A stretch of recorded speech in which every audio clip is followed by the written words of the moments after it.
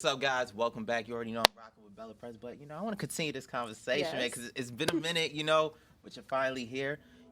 As an artist, this is the question that pops up a lot, and I gotta ask everybody who stops at the function. It's always a question, being that we live in a digital era.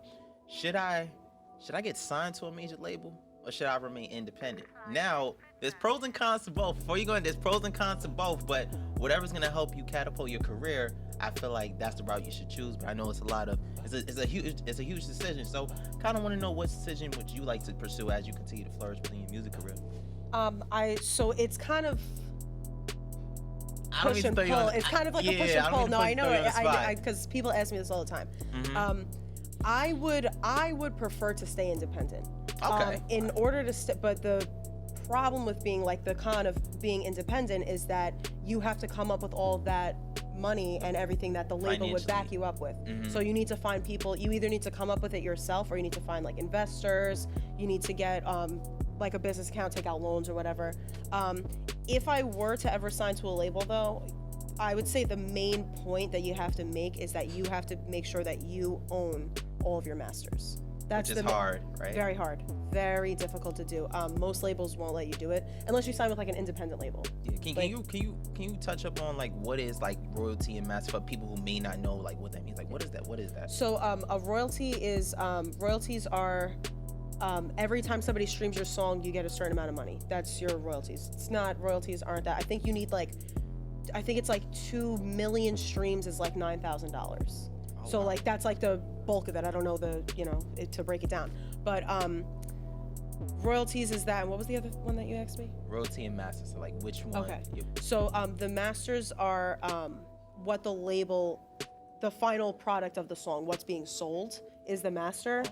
So if the label owns that, like let's say I sign to a label and the label owns my masters, if I choose to leave the label, they still own all of my music. So like certain artists have gone through situations where they leave the label or they have a problem with their label, and then the label, you're literally not allowed to like sell or perform those songs anymore. The label owns it. They can do whatever they want. So essentially, it's kind of like a loan from the bank, essentially. Exactly. So Oh, I damn.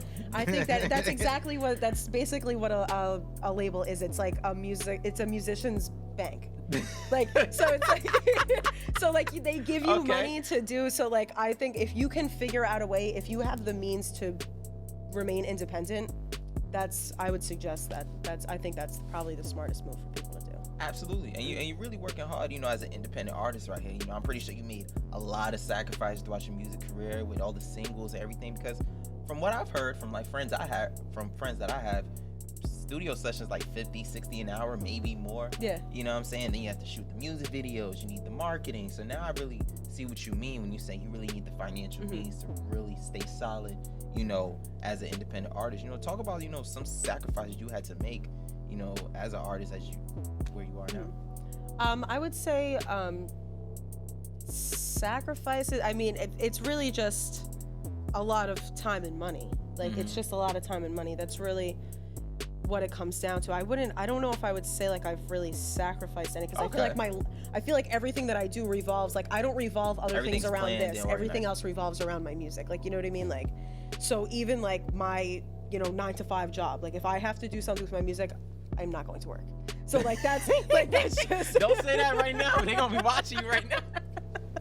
but They're gonna be like, no, okay. but like I have like the people that I work for, they have an understanding. So I'm lucky in that situation. Yeah. Oh, you're So lucky. like if I work in a restaurant, so like if I have Cool. to take off, somebody else can just go in and work for me kind of. Yeah. But I wouldn't necessarily say look at it as a sacrifice, because this is my career. Like, you know what I mean? It's my career. So it's like Luckily, I they're think lenient it's- with you. Cause I was like, yeah. damn, they gonna watch this and be like, you've been leaving this. I ain't going no damn school. Okay, cool. I respect that. I respect that. Now, as an artist, constantly networking, before COVID, networking at venues, lounges, just doing so much. There's always that question like, hey, we should connect. Let's make music. Let's do something together. And it's kind of like, okay, depending on how long an artist been doing music, when do you feel like an artist should charge other fellow artists for a verse and or hook?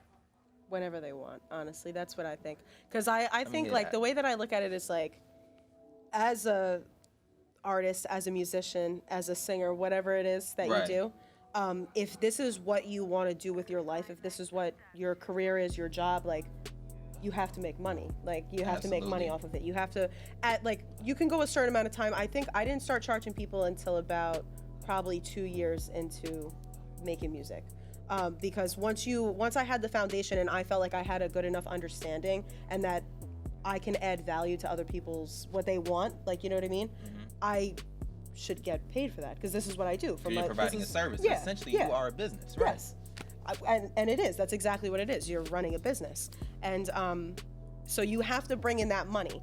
A lot of people, they don't like to do that, though. They don't like to pay. Yeah, and I wanted to ask you that, because I didn't know if you was doing it or not, because I felt like oftentimes, whether they just started 6 months in, only doing a year, they may have friends, who make music, or just know outside people, and they have a good rapport with them, but they're like kind of nervous to like, hey, well, I charge, maybe just gonna throw a random number, I charge $150 for a verse, and then that person may say, why should I pay you that if you just started out? You only have one EP, you don't have no album, you don't have no form of recognition or following, which in my opinion, we already know how following is, needing engagement, things I need. So I really wanted to ask you that because it's always that question, like, should I not? But you feel like as an artist, you feel like it's really needed. So It's 100% necessary. And if I were to ever reach out to another artist and ask them to be on my song, right, it's because I see something in them, I hear something from their sound that I want. I want it in my music. I want to make a song with you. I would pay you for that, like, because I'm reaching out to you. So if you're gonna reach out to people and try to make music with them and try to have them feature or collab, like, if you're gonna collab, like, and that, like, if you're gonna be in the studio and collab with somebody from scratch, I wouldn't charge somebody for that. But if you have a set, because it's just the way that I do it. But if you have a song that's already done and you want me to record it and record a verse or record the hook or do whatever, and then like send it back to you or whatever, then I would charge for that. But if it's like, if we're gonna build the song together, I won't charge you for that, and then we figure out the royalties after that. Wow. Yeah. Oh, she like, I want to know the back end too. Like, this side, I want my royalties. Okay, cool. Kind of want to shift gears a little bit, to like the behind the scenes part. In the studio, you rocking with your producer or engineer. It seems like you've been rocking with this person, a lot, throughout the time, throughout all your singles. Can you really just stress the point of how important it is to really, to choose what kind of producer you need? Like, do you feel like, was it hard for you to choose a producer or engineer, like, throughout your process? The thing with me and my producer, I've known him my entire life. Damn, we you grew lucky. we grew up together. We lived next door to each other since we were like 6 years old. Oh, wow. Yeah, we've known each other forever, and we just kind of ended up going down the same path. So it just worked out. We already had that relationship where we are comfortable with each other, we get along. So it's very easy for me and him to make music together. At this point, now that we've been doing it together for so long, we can just bounce off of each other easily. We, work together very well. But when I'm working with other producers, it is very hard to find a producer that you have that relationship with, that where it's like you have that comfortability with that person.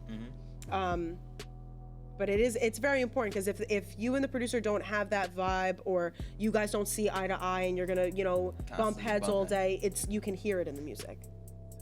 So, and that's just from my personal experience, Damn, you lucky.